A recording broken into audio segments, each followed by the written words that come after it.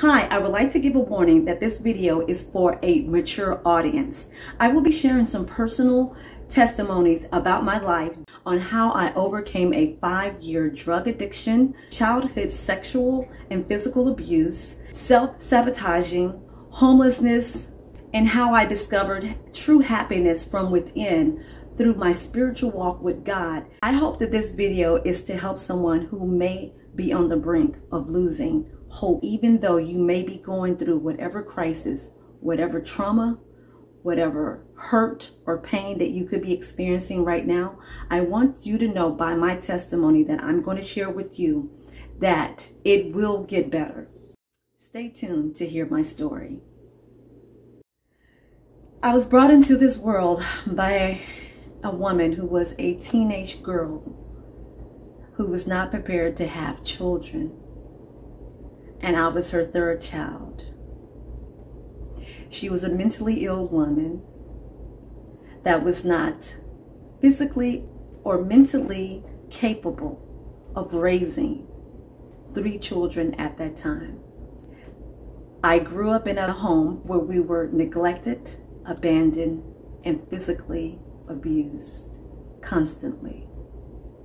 Sometimes we would not see our mother for months. We were tossed to from family members to the next, aunties, uncles, that opened the door to predators that violated all of us.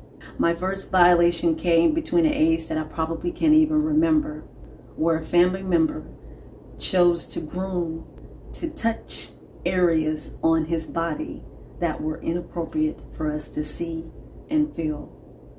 And at that time, I couldn't comprehend it or understand what was going on, but I knew something deep down in my spirit that this wasn't right and it was inappropriate because it gave me a very uncomfortable feeling. The series of these sexual molestation and violation continue on for years.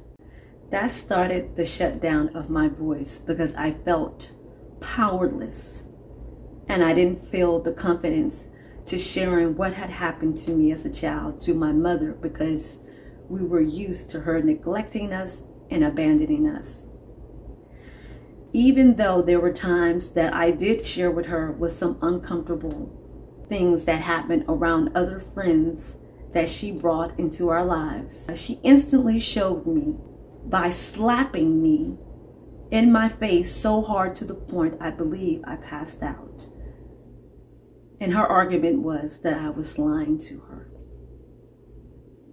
So at that point, she taught me that whatever I say, she would not believe. And I could not trust in her to protect me from any uncomfortable, predatory environments. Throughout my childhood life, I continue on to endure sexual molestation and rape and being violated with objects that were put inside me for the pleasures of a man that could care less about a child that couldn't comprehend what was going on to her. That's when I discovered that I had a spirit inside me that would bring warning to me when such acts were about to happen. I can recall a time when I was sitting down and the spirit came over me, and at that time I couldn't comprehend exactly what it was as a child, but I remember something told me that the following day that one of my mother's friends was going to sexually violate me in the bathroom. And it was going to happen at a specific time that she was not there. And that spirit spoke to me and said that when that person walks into the bathroom, this is exactly what you should do in order to scare this person off. That when that person walks into the bathroom while I was on the toilet, to scream at the top of my lungs and yell out, "I'm going to tell my mother on what you're trying to do to me." I remember that vision It was almost like a dream. And so I was walking home from the store. And as I was walking home, the vision that I saw the night before or the day before had carried out. I walked into the house. I went into the bathroom. I pulled down my pants to sit on the toilet. And instantly at that moment, that's when the predator came in to try to violate me. And at that time, that's when the Spirit said, now do what I told you to do. And I screamed at the top of my lungs and said, get out. I am going to tell my mother on what you're trying to do. That predator did not expect me to do that. And he was startled and scared, and he ran out immediately. And at that moment, I knew, wow, something just happened that I couldn't explain to anybody else. But I knew that I had something or someone that was protecting me and guiding me. And I held close to that. I held on to that as my guardian angel. Throughout the course of my life, I had many different scenarios that my guardian angel will come in such a way as a dream or a vision or a voice that would help guide me. So as I go on, my mother was later on in our adult life, young adult life, we found out that she was mentally ill. She was a severe bipolar individual that carried out many acts of abuse that should have put her in jail. I'm not going to go into the details of that, but it was very graphic on some of the things that she would do to her children that I would never do to any person who may be my worst enemy. This person, the woman, my mother, showed every sign of hate and disdain towards her children, to neglect, to abandonment, to kicking us out. I remember at the early age of 5 years old,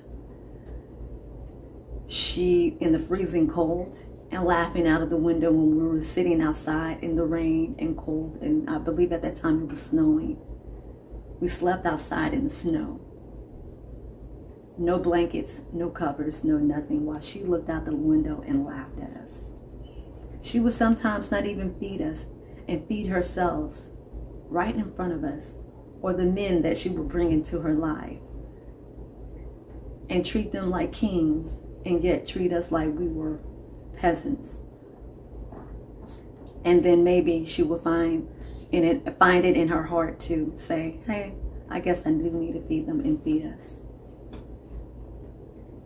But as time progressed, and as we got older, as the age of middle school, she individually kicked all of her children out of the house, to my oldest brother, my oldest sister, and then eventually me, and then my younger brother was the last one that kind of stayed around. So through middle school, I was a homeless child living in vacant buildings, abandoned, dilapidated apartments that stunk. A place where you would imagine that crackheads would be based on what the movies show us.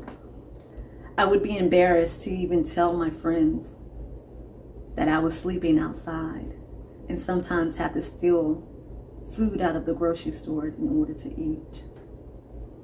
I had one friend that allowed me to stay in her house from time to time when she lied to her mother and said that my mother gave her permission, or gave me permission, to spend the night so that I wouldn't have to sleep outside at night. But at some point, I did not want to be homeless anymore. And while I was on the street homeless, I realized I ran into a lot of other homeless children that were out there. And one homeless child told me that there was a shelter that I can go to if I didn't want to be on the street. And they would take me in and feed me and give me clean clothes and a place to stay. They told me the name of this place, which was called the Covenant House in Houston. I looked in the Yellow Book, which was popular at that time, when it wasn't like you can Google. Internet was not around at that time. We had Yellow Books, and I looked through the Yellow Book and found out where this Covenant House was, and I walked for miles, and I submitted myself into the system and said that my mother no longer wants to take care of me. I'm tired of living on the streets, which was months at that time, and I need a place to stay. So at that point, I was put into the system where I was now a ward of the state in Child Protective Services in Houston, Texas. I was there up until the age of 18. School was very challenging for me because I was moved from so many foster home and group homes that I can't even number all of them. At the age of 18, you had to prepare yourself within the last 6 months of you being in the system at the age of 17, where they basically train you on how to become an adult, find a job, and how to somewhat manage your money, on how to pay bills, buy groceries, cook your food, and everything else you had to learn on your own. So I went through that process. I wasn't able to graduate from high school. I ended up getting my GED because I had moved around so much and I had to repeat a grade if I wanted to graduate from high school. So I opted taking the GED, which I did. I passed the first go round. That was one of the things that you had to accomplish before you was exiting out of the system at the age of 18. But once I received my GED and passed all the preparation for adult living that the system, or I don't know, this program that they put you through in order to, I guess, somewhat prepare you to be out on your own. Once I graduated from that, they give you $1,000, and you had to have proof that you found an apartment based off the income that you have made.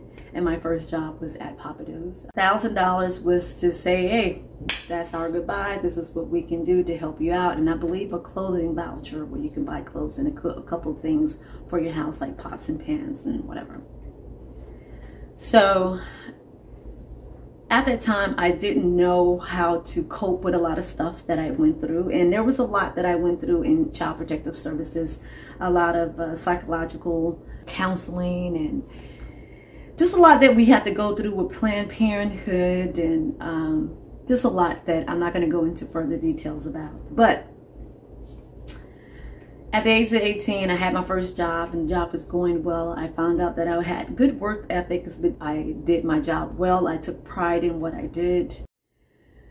But being on this job, I realized that there was this one general manager that was not being favorable to the black workers, even though we were some of the hardest workers that was there. I was a hostess. My main job was to assist with sitting people at their table, and from time to time to assist the waiters and waitresses, and maybe sometimes bartenders. This job at the age of 18 years old was the best job I thought that I can ever have, because I was bringing home $400 to $600 a week. I was really proud of what I had accomplished with the little bit that I had. But at this time, one day, we was having a major lunch rush, and this general manager had said something that was inappropriate for the workplace. And she was being very derogatory towards me. And I knew it was because of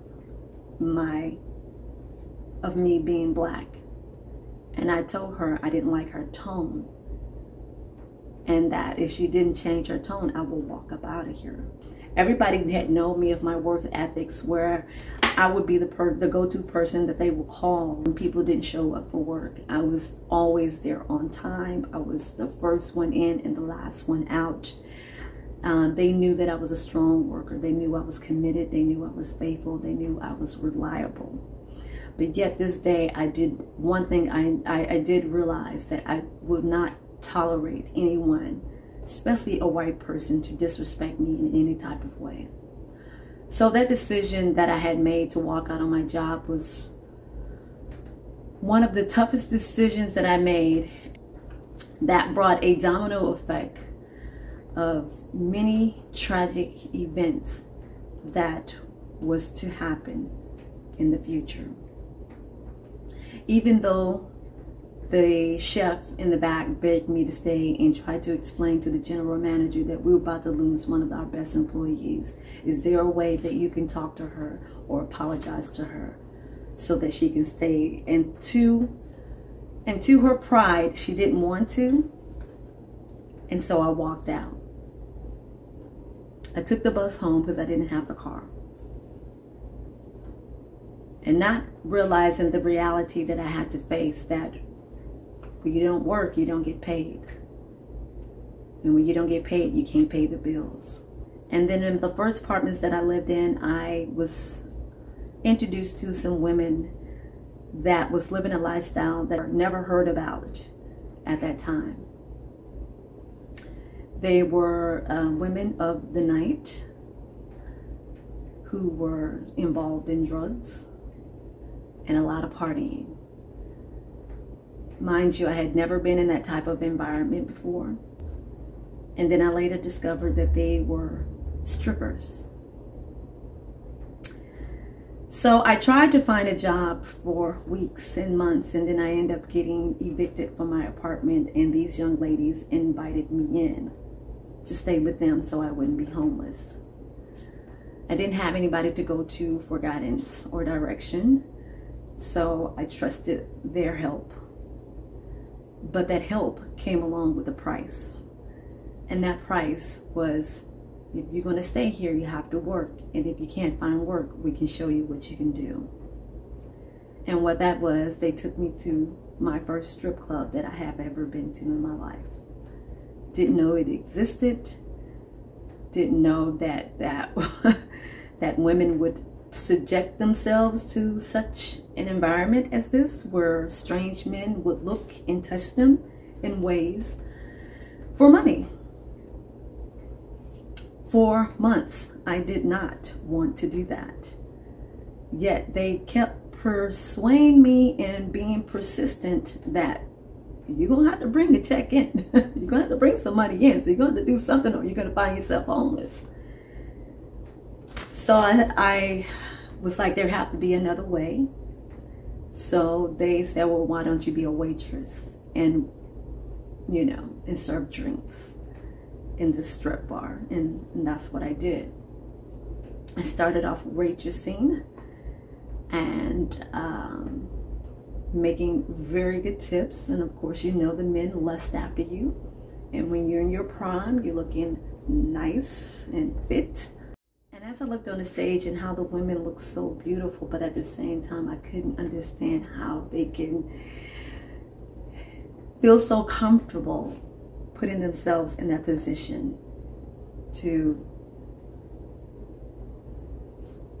be that open in the public.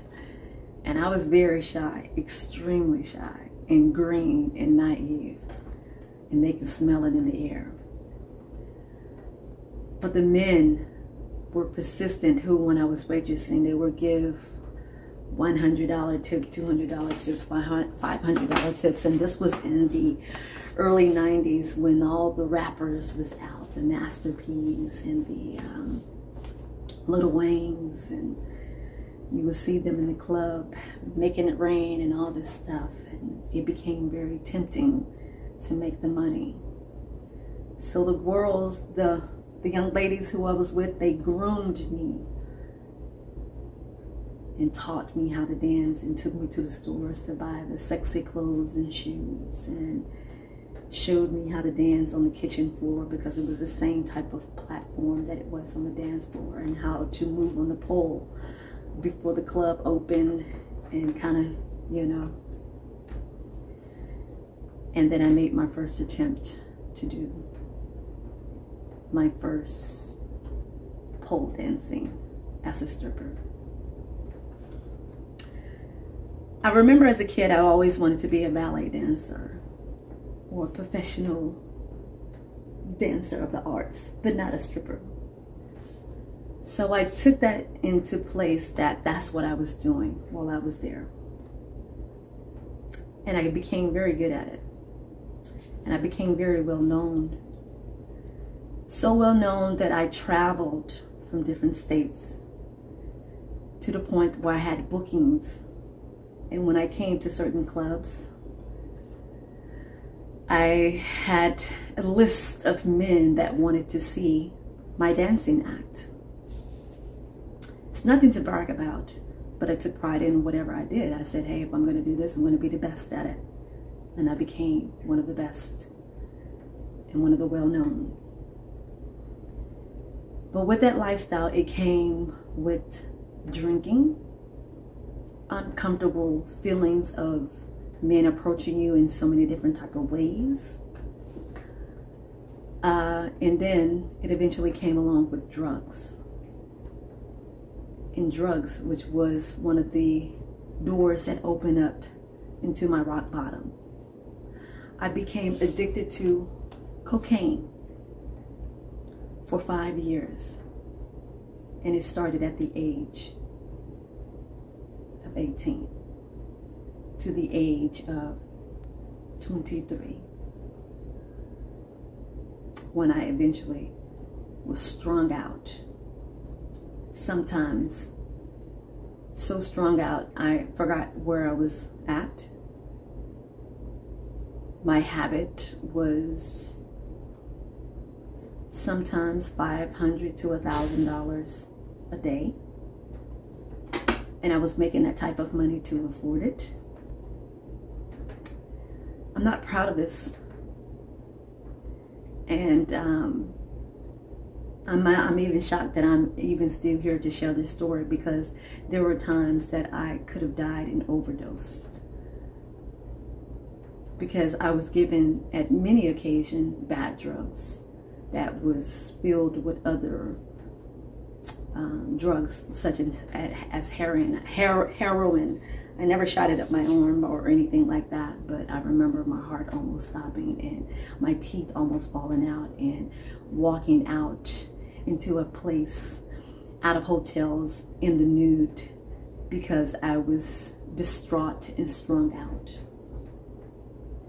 But through it all, the Spirit was always with me, that had guided me when I was going through the sexual abuse and trauma.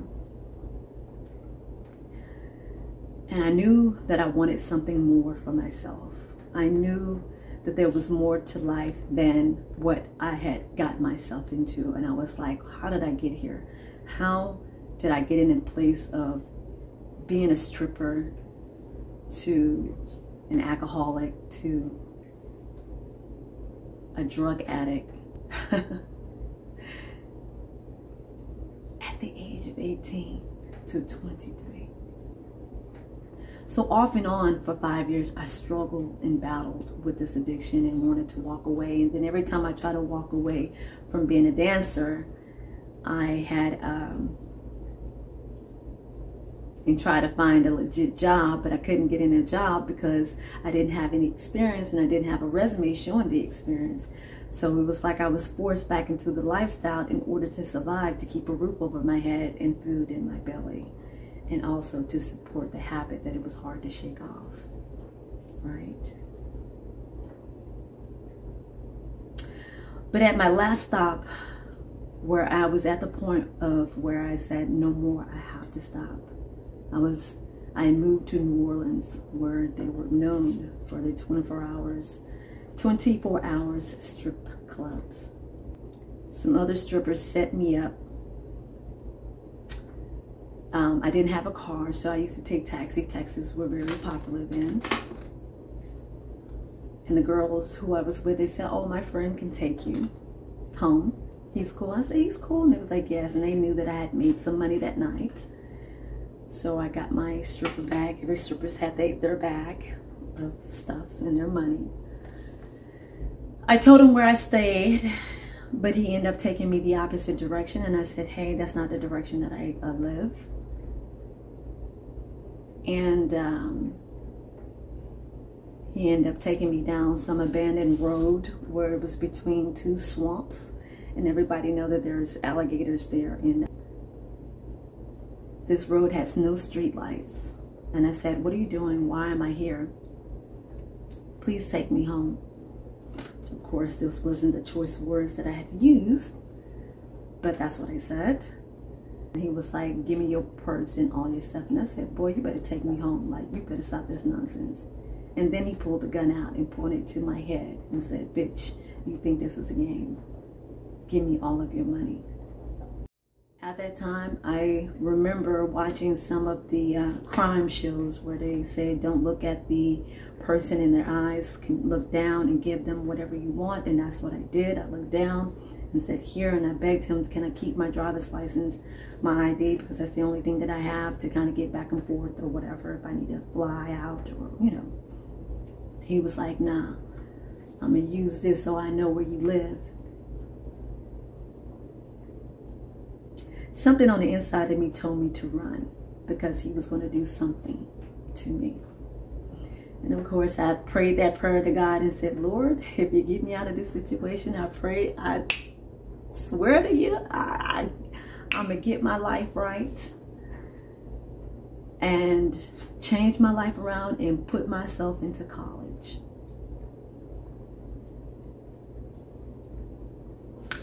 So at that time, at that moment, the Spirit came over me, my guardian angel, and told me, as soon as he looked away, you jump out the car and run as fast as you can into the swamps.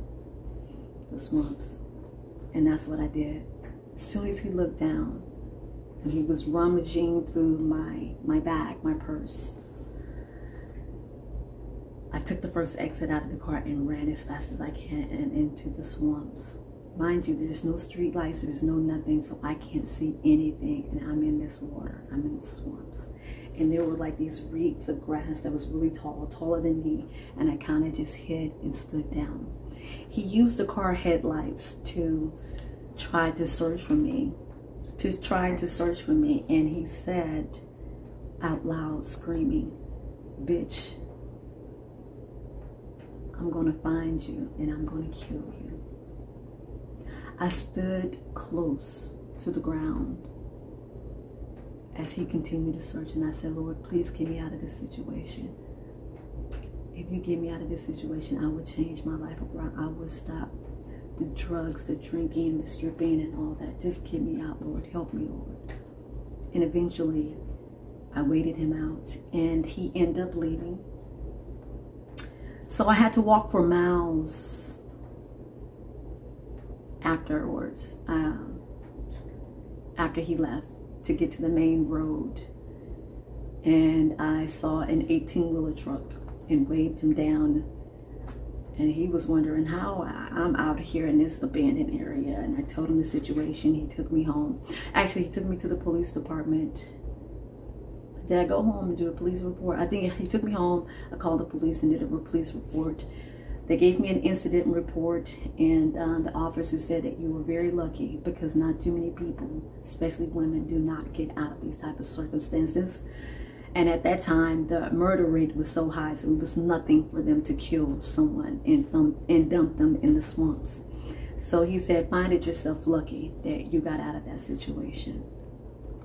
He said, if there's any more details about the story that you felt like that you did not share in the report, please call me. He gave me his card.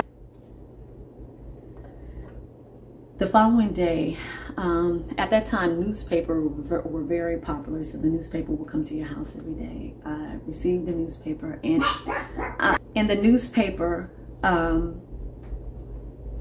used to be a thing called America Most Wanted that they would have, and on the front page of the most the most wanted, meaning criminal, was his picture, this guy, and he was a serial killer.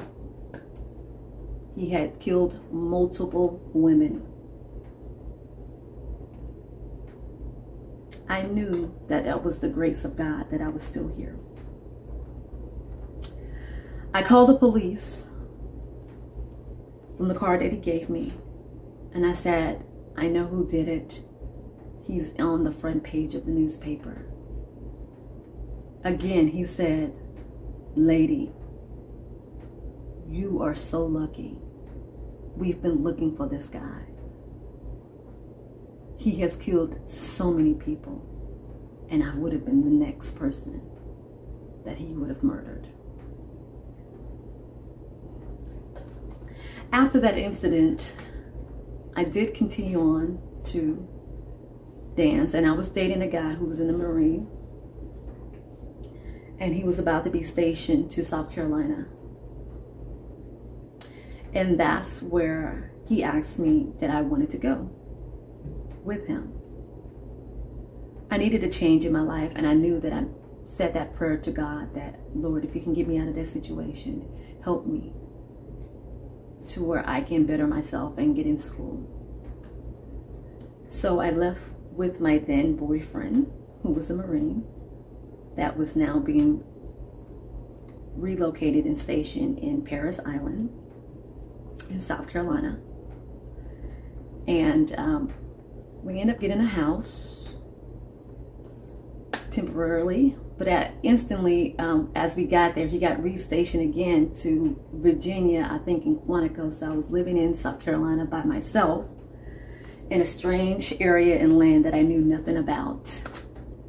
And I put myself through college. Keep in mind, I was still battling with drug addiction, off and on.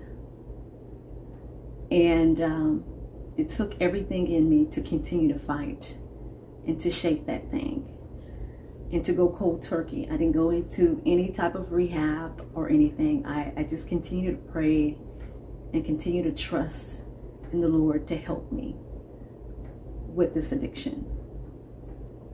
I even sometimes, even though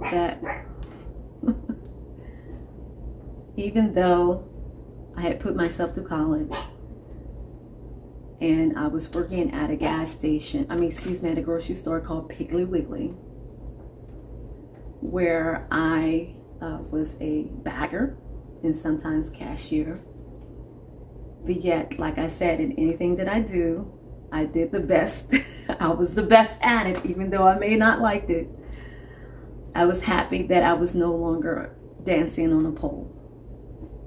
And I was taking the best step forward to, getting off a drug and working an honest job without having to take my clothes off. And so this woman recognized me by coming to the grocery store on her lunch break. And she approached me and said that every time that I come in here, you seem like you really enjoyed your job, because you're always smiling and greeting everybody, making everybody feel welcome. That was just something that has always been a part of me. She gave me her card and she said, you would do great in sales and fine jewelry sales. And so that's what I did. I called her up. She set up an interview. I started off as a part-time sales associate. Wasn't making much, I believe.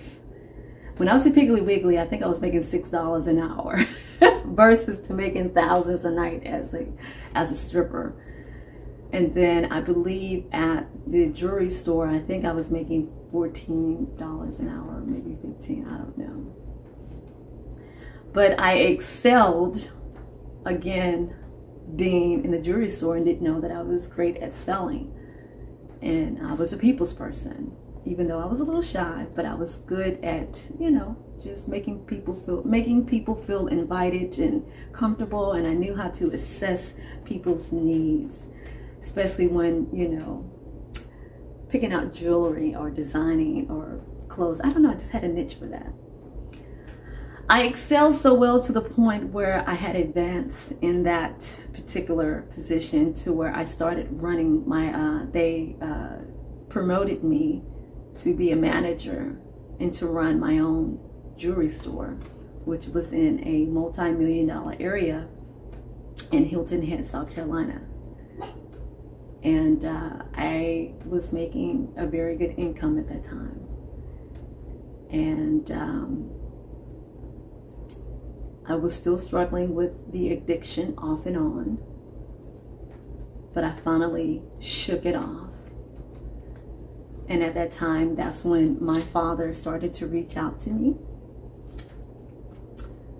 I think I was turning 23. No, I was 24. I finally let go of the addiction, even though it was tough. And I made my plans to meet my father. And I did at the age of 24. And through my struggles, let me just say this, through my struggles of addiction, I had multiple times that I wanted to commit suicide because I didn't understand how did I get in this lifestyle, why I couldn't find a job. And the enemy is set up to where he will position people around you to lead you on a path of darkness, because his whole objective is to kill, steal, and destroy everything that it is about you. And you will find a lot of homeless teenagers that will be stuck in a lifestyle, if they have no parental guidance, that would lead them to drugs, addictions, all kinds of things. I mean, just unimaginable things. And you have adults that prey on the innocence of children, vulnerability, knowing that they don't have the resources and support from a guardian or a family member that should be helping them and guiding them. And I was one of those that got taken advantage of and being mistreated in such a way to where the only way that you see yourself is just for the pleasures or to be a sexual object for predators. You see yourself no more than that, because especially when you come from a childhood where you were already groomed to be touched and fondled and violated, sexually violated. And then you're thinking as you grow older into an adulthood that I'm here for your sexual pleasures. And that confuses a young girl turning into a woman when you don't know yourself. And you're trying to figure out life on your own. And you're trying to figure out how to be a woman. And you're trying to figure out what is the best decision that you make. And then you get yourself emotionally involved with men that care less about you. And they see your vulnerability. They see that you're naive. And you're an easy target for them to prey on you, to use you up, and to take advantage of what they want from you, and to leave you abandoned and alone so they can move on to the next woman. I want to speak out to the young ladies and men out there, because I know young men go through the same thing too. When you've been abandoned and being violated and taken advantage of and feel like that this is what you're only good for. You're not a sexual object. You are more than that. God did not create you to be treated in such a way. It took me years to find that out, when I had to find true happiness from within. And how I found that was when I knew that there was a higher being. I knew that there was a God. And even though when I was younger, I went to church with my mother, who was not faithful to the church. And a lot of these churches are a joke. I'm going to be honest with you. I prefer not going to the church. I do not like religion. I've been to every church that you can think of. Every denomination, religion, Baptist, Presbyterian, Catholic, Methodist, Church of our Lord Jesus Christ, Pentecostal. I've been there and done it all. Trust me. When I was on my journey and search to discover who is God, and why are we here? Was it meant for me to go through the trauma that I went through? And the answer to that was no. The enemy is designed to target the most vulnerable, the most naive, the lost, the forgotten, the abandoned, because that's the most critical moments where if he can get you at that point and to try to take everything away from you to where you feel like you have no value about yourself and you have no value to others because of what you been through. He plays with your mind mentally to the point where you would think of thoughts of suicide, like, why should I be here? I'm trying my best to do my best, but yet I'm still struggling with X, Y, and Z. But there's a fighter in all of us that we have to understand and know that if we listen to that voice and also that spirit that helped guide us and lead us out of situations that would not harm us or kill us, if we stay focused on that and allow the Spirit of God to direct us, because that's what it is. He sends his spirits down, his angels, his comforters, his, to guide us and protect us. But we have to trust in listening to him, listening to the Spirit of God. And that's what I did. And at times I did not always do that, especially when it came to relationship and friendship, because those situations when I didn't listen to him and I choose to listen to other people, even though the red flags are there. And that's one key note that we have to take note of, is that you have to watch the red flags in people that you are around, because those are the ones that can lead you astray. Even in relationship, when men or women who would try to violate you in such a way that is not natural, if it doesn't feel good to your spirit, to your body, then it's not good for you. You have to get yourself out of that situation, and then you have to find out the reason why. Why do I accept people who do not care about me? Why do I accept someone who treats me in such a violating way, that speaks down to me, that doesn't encourage me or uplift me? Then you have to look within yourself and say, why do I not love myself enough to realize that I am worth more than just being treated in this way? And that's what I had to discover within myself, that I wasn't loving myself because I had never been taught that. Because at an early age in my life, I was taught that I wasn't loved. My mother wasn't there. My father wasn't there. You didn't have a voice because if you spoke, you got hit. So you were taught very early to keep your mouth shut.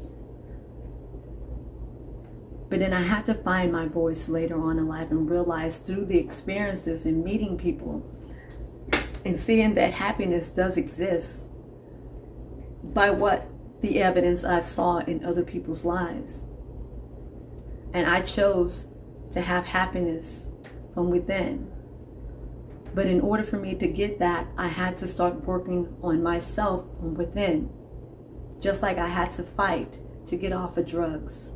Just like I had to value myself a little bit more than just being a stripper on the pole. Even though that was not my goal, my desires, but I had to change the circle of friends that I was in and the environment that I was in, and discover who I was as a woman, a young woman who was very impressionable and just didn't know no better. But through my mistakes and through my trial and error and through the hurt and pain, I had to dig deep within myself and to find out what my purpose was and to find out what my value was. And once I realized that and saw that I was so much more than what the world was telling me and what people was telling me at the time, I started to work on that and to better myself. I want this message to go out to someone who may be struggling with addiction, who may be struggling with thoughts of suicide, who may be struggling with not knowing their value, that even though you may be going through what you're going through right now, I want you to take the time to look at yourself in the mirror and find the most beautiful parts of your body. It could be your mind, your face, your eyes, your eyebrows, whatever it is. And start to work on those small things and to embrace it and to hug yourself in the mirror and to let yourself know that you are more than what others tell you and even what you tell yourself from within. Find a place in your heart to know your value. In order for me to know my value, I started to look at other women that I admired, that were classy, that carried themselves in such a way that brought them honor and respect when they walked into the room, in a ladylike way, not in a masculine way. I looked up to women that I didn't even know to teach me on how to be a woman. And then also reading the Bible, I learned how to be a woman, how to love, how to be meek, how to be caring, how to be nurturing. And with that, I had to start nurturing myself. I had to, in some ways,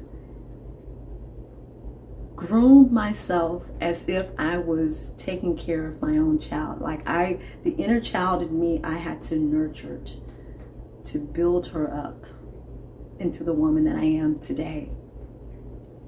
You have to nurture yourself. You have to care for yourself and invest in yourself. And that takes time.